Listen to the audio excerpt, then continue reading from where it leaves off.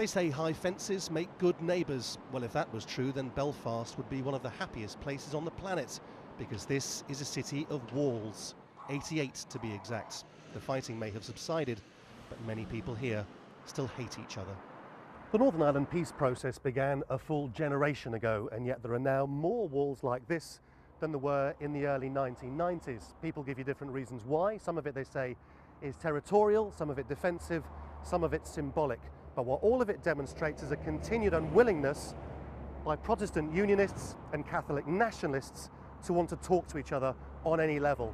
And that in turn is why little chinks of light like this are so significant.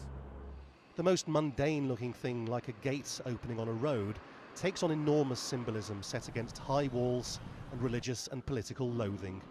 The European Union and US government recently launched a $3 million fund to see if the time was right for some of the walls to open up. So far, a few expressions of interest, all under the radar.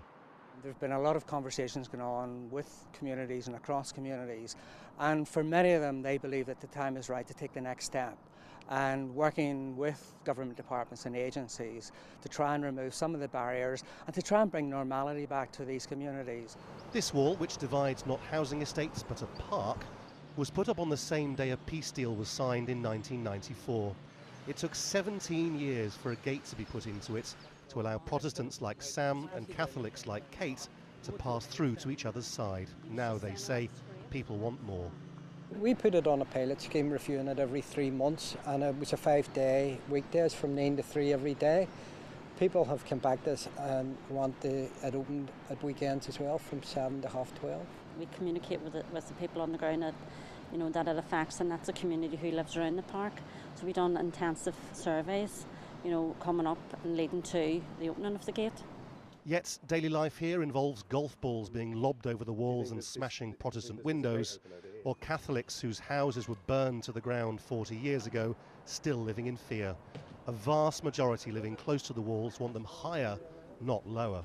What chance do you think there is in your lifetime of the wall coming down? I want it down. I don't think it'll be down for another 50 years at least.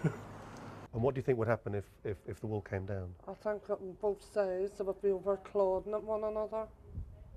People would just be fighting each other in the streets? I do. Do you think so? Yeah, I do. I think it's far, far too early.